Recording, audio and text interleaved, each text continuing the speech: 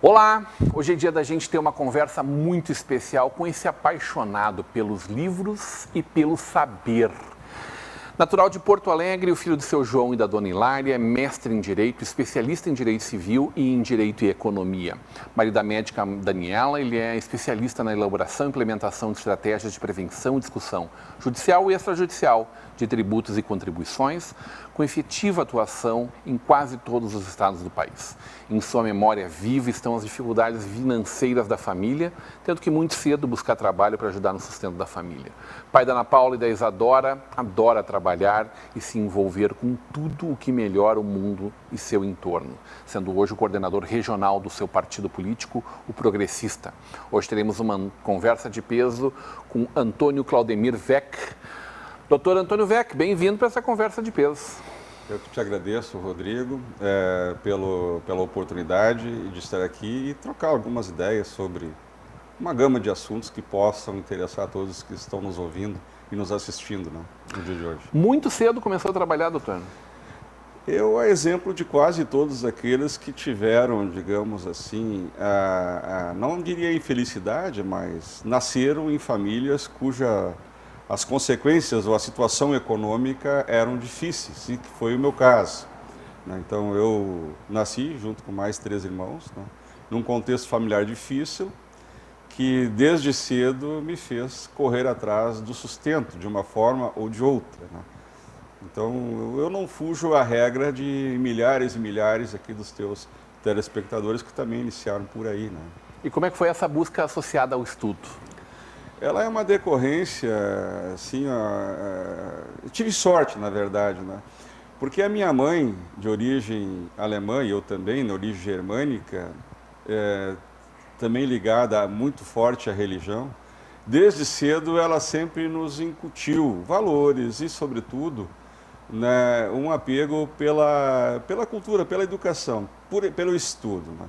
Eu me lembro que eu já fui para a aula, quando eu iniciei os meus estudos, eu já estava praticamente sabendo ler e escrever, porque todo dia a minha mãe, que pese seja semi-analfabeta, mas ela nos fazia escrever, ler algumas coisinhas que nos chegavam, rezar, né?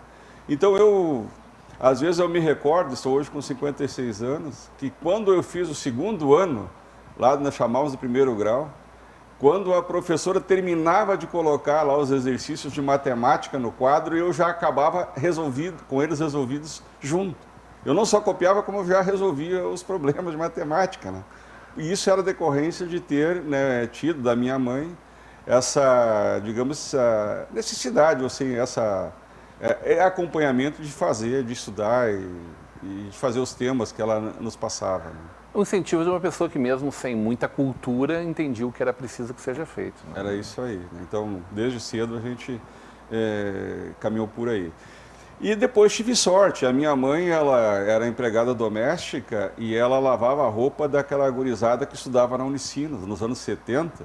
Se nós nos recordarmos, a grande maioria dos que estudavam na Unicinos não eram da região, eram de fora. Verdade. A minha mãe limpava a casa desses jovens e lavava a roupa. Que, na verdade, quem a lavava era eu na sanga. E a minha mãe ganhava desses jovens, revistas, livros que não eram mais usados, ela trazia isso para casa. E eu me lembro que um dos livros que mais me marcou e que me conduziu pela área do conhecimento foi um livro de lógica formal. Eu li aquele livro, não entendia muito, mas eu achava aquilo de grande sentido. Pô, mas se um dia eu conseguir entender isso aqui, sacar o que está aqui escrito, eu vou compreender melhor as coisas, né? Então aquilo também me aproximou. E a minha mãe, ela lavava a roupa e cuidava também de um apartamento de uma professora do Colégio São Luís, São Leopoldo. E ela era professora, e ela viu em mim alguma condição de estudar naquela escola e me arrumou uma bolsa de estudo ali. E eu consegui estudar ali também, no Colégio São Luís. Foi assim que eu fui dando os passos, né? Mãe, terceiros e também vocacionado, porque eu vivia numa situação difícil, mas eu negava aquela situação. Eu não sei por que razão, eu nunca me deixei tocar pelaquela situação. Me lembro, assim, eu jogava muito bem futebol, eu só ia jogar domingo nos times, mas o resto da semana eu ia estudar. E da vila que eu morava, eu era o único que estudava, ninguém mais estudava. Então eu chegava às 11 da noite, e aí foi que eu fui fazer Senai, né? Eu sou ajustador mecânico pelo Senai, modelista técnico de sapatos, eu fiz vários e vários cursos, sempre incentivado pela minha mãe, que não tinha grande instrução, mas ela também, ela olhava para frente, talvez influenciada pelo contexto que ela trabalhava, ela via que a educação seria a saída. Como é que surgiu o direito na tua vida? Eu, na verdade, eu comecei a trabalhar com sapato, fui gerente de fábrica de sapato aqui no Novo Hamburgo, Calçados Rio Verde, ali onde é que está o Absoluto hoje, ali funcionava o Rio Verde. E gosto muito do couro, do cheiro do couro, e trabalhar em sapato era digamos assim, uma vocação nata minha. E eu também sempre acompanhei, em face dessas leituras que a minha mãe me proporcionava, com esses pedaços de livro que ela trazia, eu desde cedo eu comecei a admirar alguns personagens da política brasileira. Antônio Delfim Neto, Roberto Campos e tantos outros que na época eram os grandes condutores das políticas econômicas do Brasil. E eu acabei, no início, gostando da economia. E eu tinha um caderninho que eu não conhecia as palavras, eu anotava todas as palavras que eram faladas assim ao vivo e depois eu ia procurar o significado. Tem até hoje esse caderninho, né? E acabei indo para a economia no primeiro momento. Eu fui chamado, assim, me despertou o interesse a partir da performance daqueles atores, fui para a economia. E aí acontece... E também um pensamento liberal? Também, né? Eu sou, digamos assim, vocacionado para o trabalho, para o mérito e da autossustentação de cada um do sujeito, da liberdade. O sujeito é o grande ator dele próprio, né? E o Estado é chamado não para se subsumir no sujeito, mas para cuidar das regras de jogo para o sujeito jogar. E paro aí. Também não sou dos que negam o Estado é fundamental estar aí. É ele que cria as condições do jogo e garante que o jogo seja jogado com igualdade de condições para todos. Mas ele não joga pelas pessoas. A função do Estado é garantir só a saída de jogo em igualdade de condições.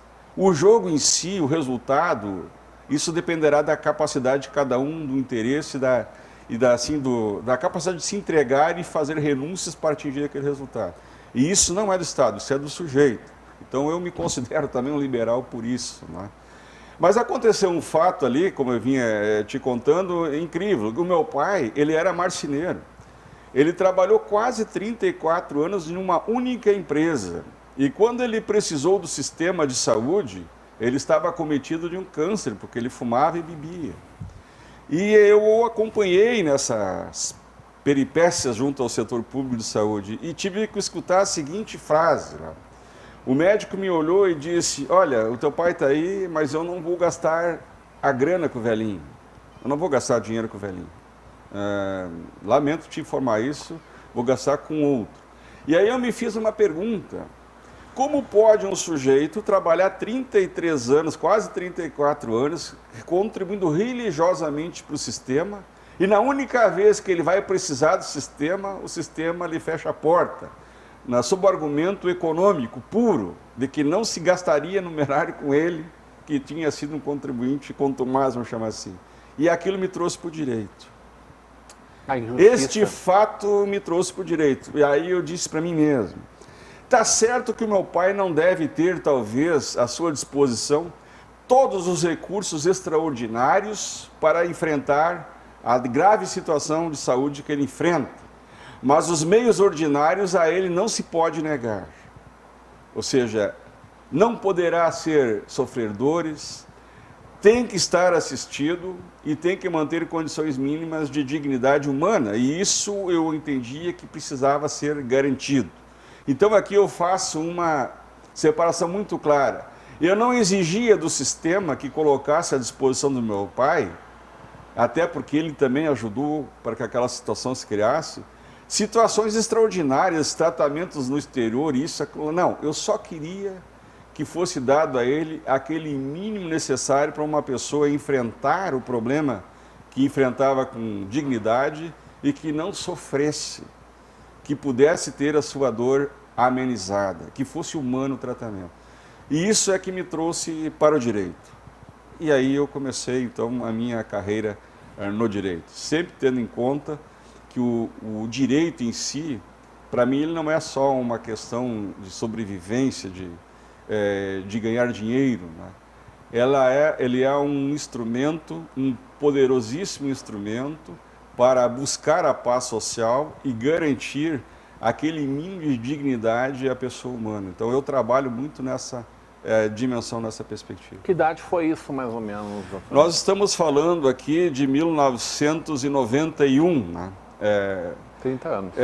30 anos. O meu pai, ele falece em 91, né? E o fato ele ocorre ao final dos anos 90. E me lembro, inclusive, para os mais antigos, que a BR aqui era uma linha única com dezenas de sinaleiras até Porto Alegre. E naquele sábado que eu fui fazer o vestibular, enfrentei um grande congestionamento em virtude de um acidente que tinha ocorrido no Boqueirão, ali em Canoas. Eu quase perco o vestibular aquele dia. Mas no tempo em que vestibular para direito na universidade, para você entrar, você queimava fogo, sim, porque era extremamente competitivo, né? 4 dias de prova. Isso, né? Em que pese ser a Unicinos, era extremamente competitivo. Nossa. Bem o contrário do que é hoje, né? E eu conseguia, inclusive aquele fato ali também me colocou à prova, me criou todo um estresse, né, para vencer aquele conturbado dia de acidente ali na BR, mas enfim, cheguei e 2 finais de semana depois pude vir o meu nome lá estampado e a partir dali eu comecei a atuar no direito, né? Quero saber como se deu essa relação tão próxima com os jesuítas, que acabou acompanhando a tua vida, e como é hoje, o que tu enxerga hoje como um homem do direito tributário diante do chamado manicômio tributário, né? Vamos conversar sobre isso na volta do intervalo hoje, numa conversa de peso com o advogado Antônio Weck.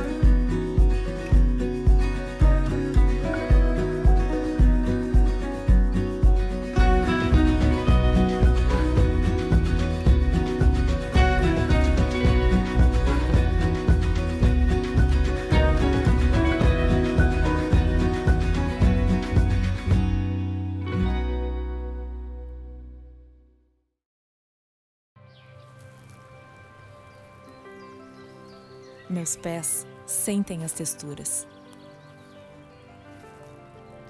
Meus olhos enxergam as diferenças. Eu tenho a liberdade de viver. Eu visto o que representa meu ser. Explorar estilos é o que constrói a minha alma. Mixar ideias é o que me faz ter calma. Confrontar padrões é fragmentar o que incomoda. Eu sou a nova cara da moda.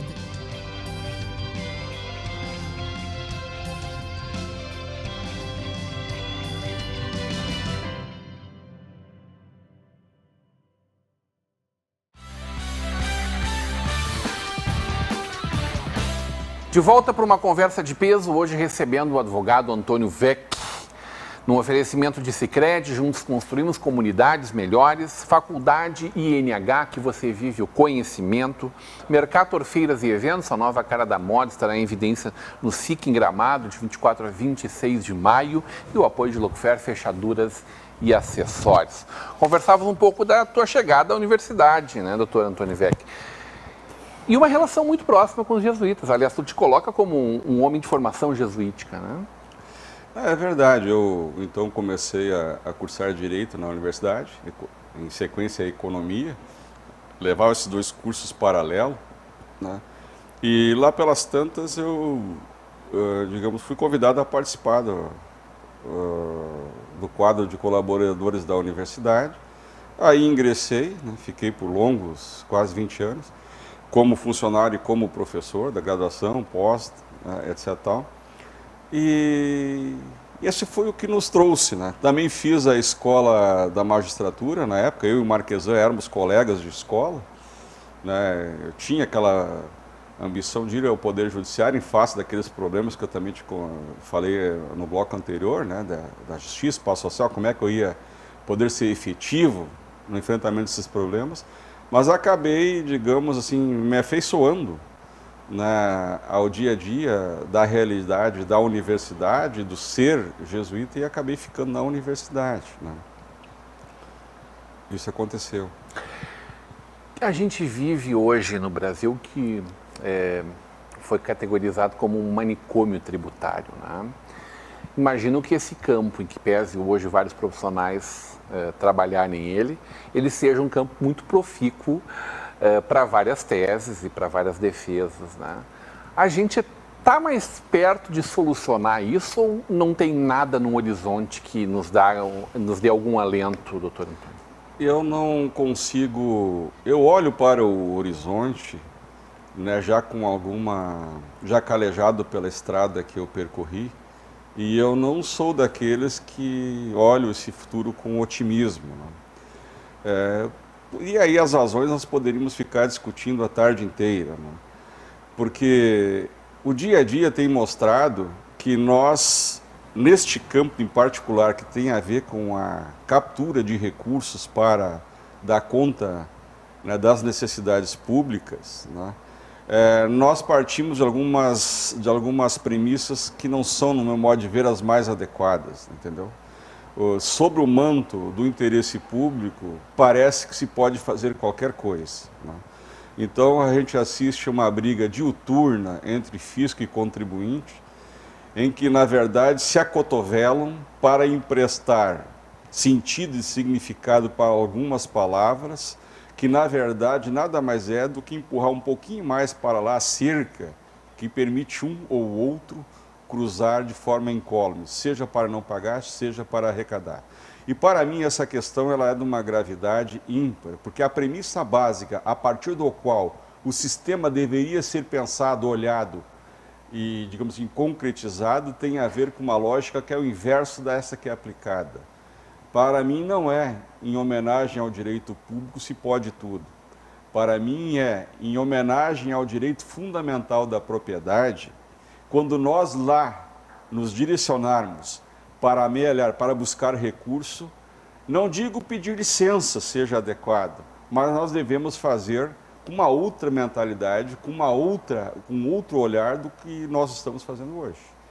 Não se pode fazer qualquer coisa, né, não se pode tomar qualquer iniciativa sob o argumento de que é fundamental para custear despesa Y ou despesa X. Não é assim que funciona. Antes disso tem orçamentos, antes disso tem escolhas que são feitas no parlamento, e isso tudo lá deve ser sopesado. Buscar o recurso é só uma decorrência, não é uma finalidade em si.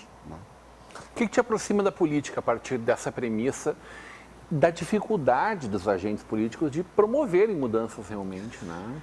É que eu, em 2018, eu me aproximo, então, da política com o propósito de encontrar um rumo, né, de encontrar um modelo para o Estado do Rio Grande do Sul. Resolve ser agente disso. Resolvo dar a minha contribuição. Porque não adianta eu pegar e fazer doações de recurso, dar cesta isso, cesta aquilo. No outro dia, puxa-se a descarga e acabou o auxílio. Na verdade, nós precisamos mudar a realidade, ajudar a criar uma nova lógica que seja capaz de produzir novos resultados no dia a dia, na vida de cada um dos gaúchos, tendo em conta sempre que nós admitimos e aceitamos a tese de que o sujeito é o grande agente da transformação e dos seus desígnios, né? Então eu fui lá dar a minha contribuição. E quando eu sucumbi face às contingências que se apresentaram em 2018 e me tiram do páreo, A oportunidade foi pré-candidato a governador. Pré-candidato a ser o candidato ao governo do Estado. E eu, ao contrário dos demais, que vêm só com retórica, uma retórica vazia, que se trata de simplesmente fazer as mesmas coisas de forma diferente, isso não é mudar. Eu tenho e tinha, lá apresentava na época, um conjunto de propostas que é para efetivamente mudar. E quando nós falamos em mudar no Estado, nós estamos falando de mexer em Constituição e leis, que é onde o Estado se estrutura e existe, né? E aí a partir do qual ele opera. Aquele que não vier me demonstrar o que vai fazer nesse campo não estará mudando.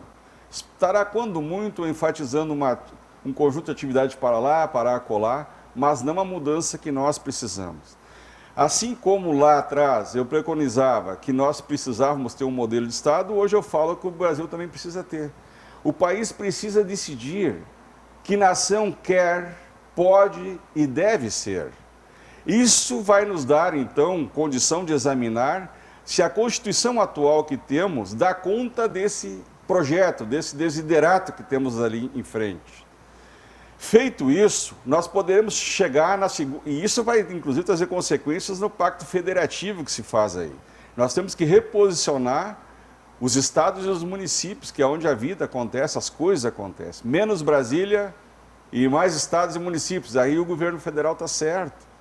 Mas isso desemboca numa alteração da Constituição. É preciso que a gente vá para essa prática, não só para o Tem discurso. que mudar lá.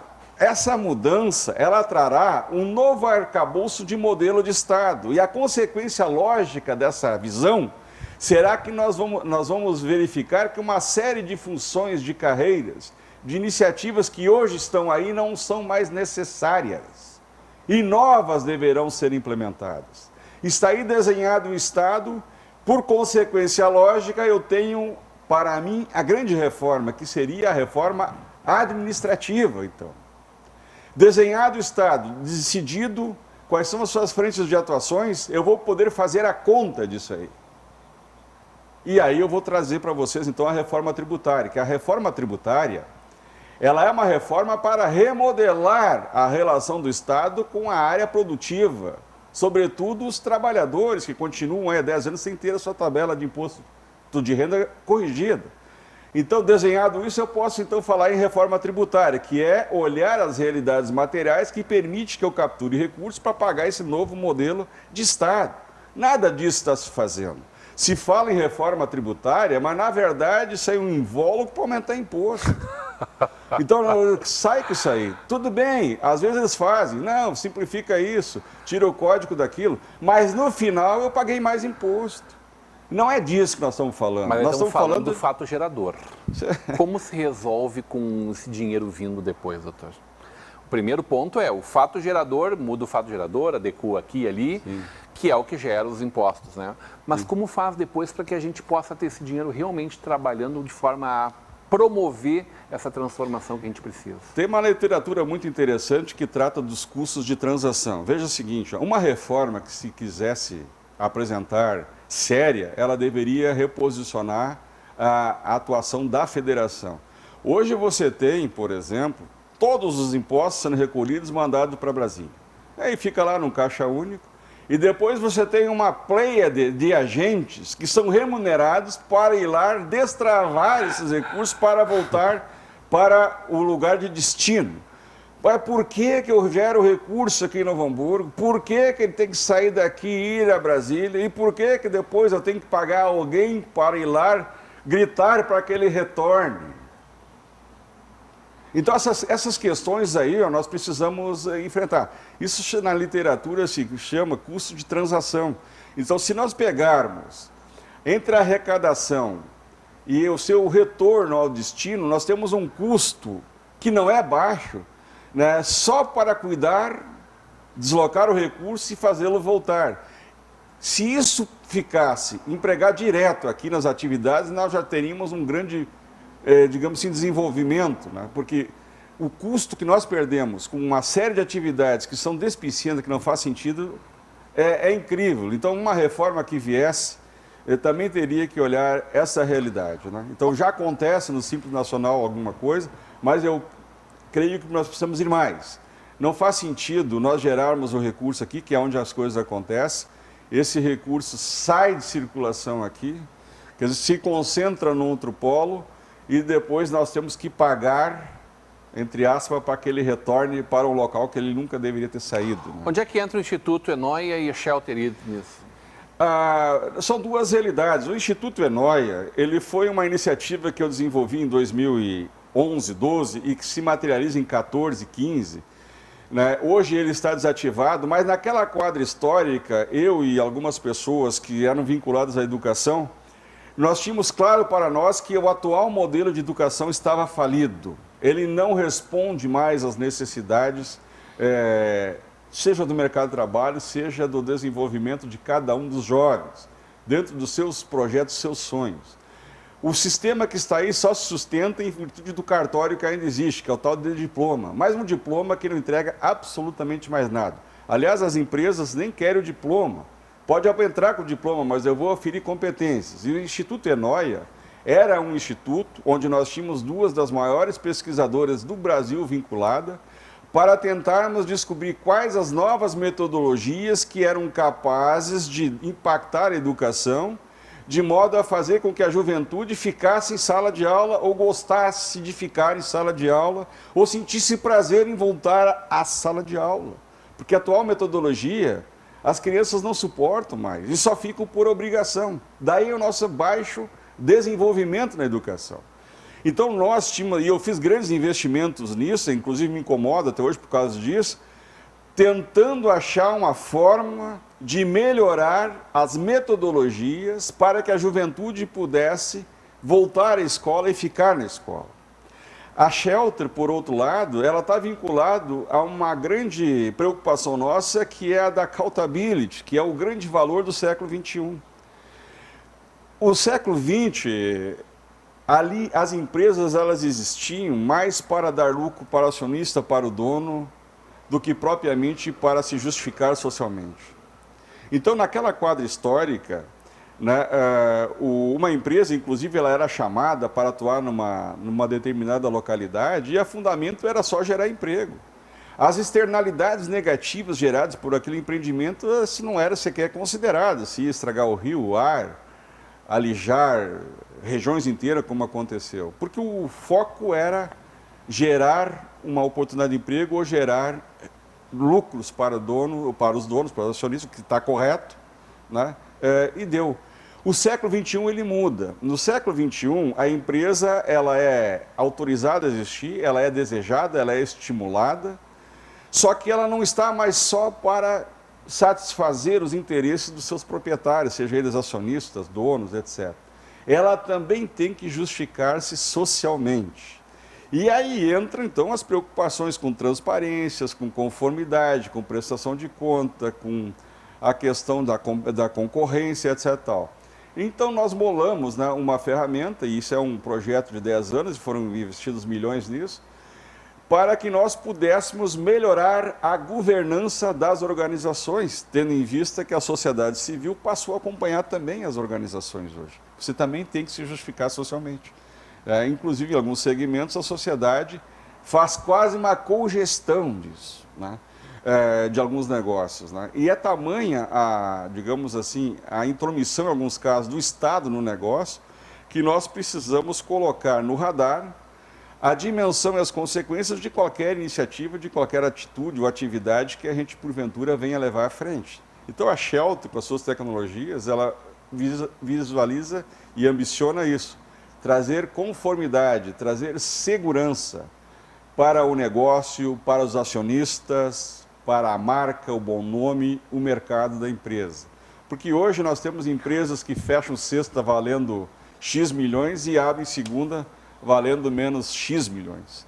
Doutor, eu evidentemente tenho uma série de coisas que eu gostaria de questionar e a gente já teve a oportunidade de conversar um pouco sobre algumas delas na Estação Hamburgo.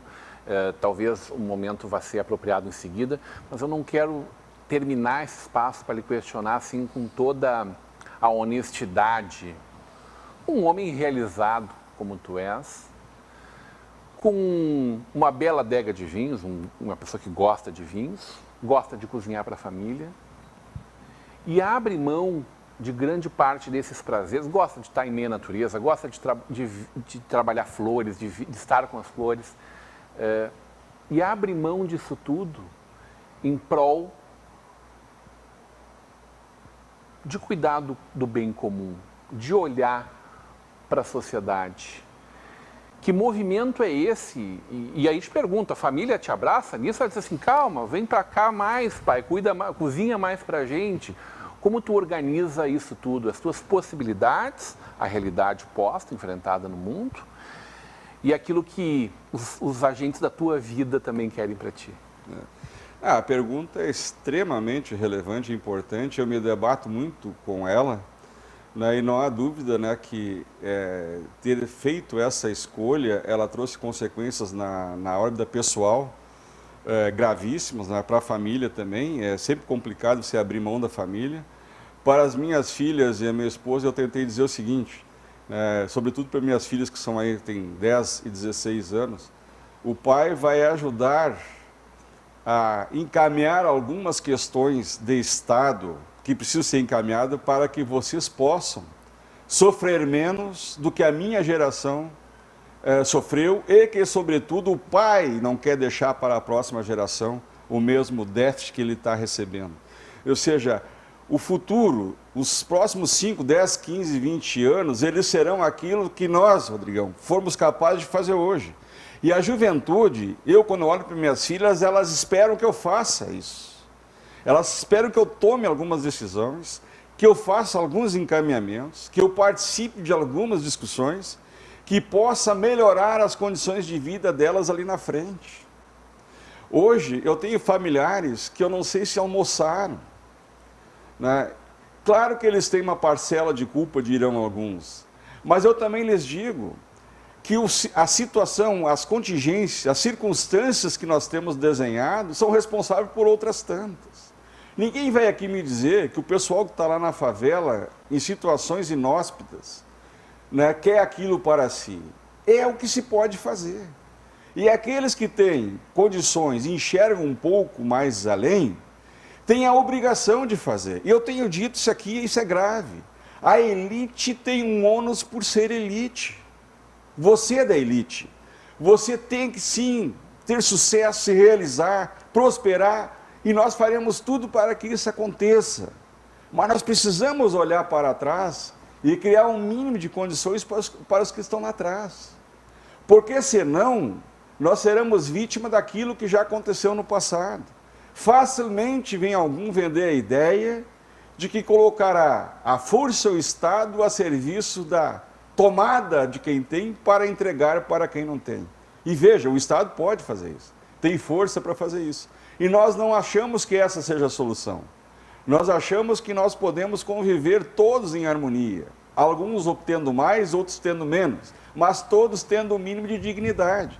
É por essa dignidade que eu fui à política, para garantir que pelo menos ninguém passe fome e tenha a sua casa, tenha onde morar, possa educar os seus filhos. E isso se acontece no campo público, lá onde são tomadas as decisões em nome de todos. E por isso fui a campo, para tentar lá dar a minha contribuição para que isso se torne uma realidade.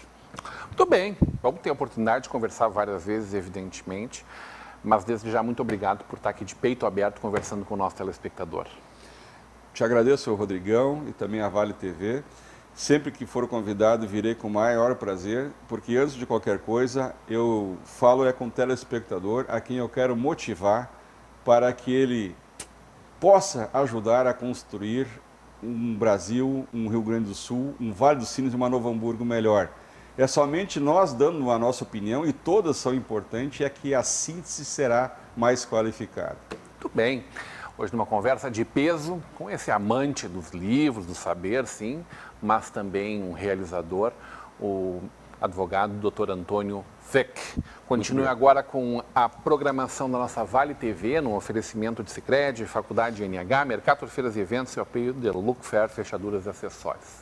Até lá!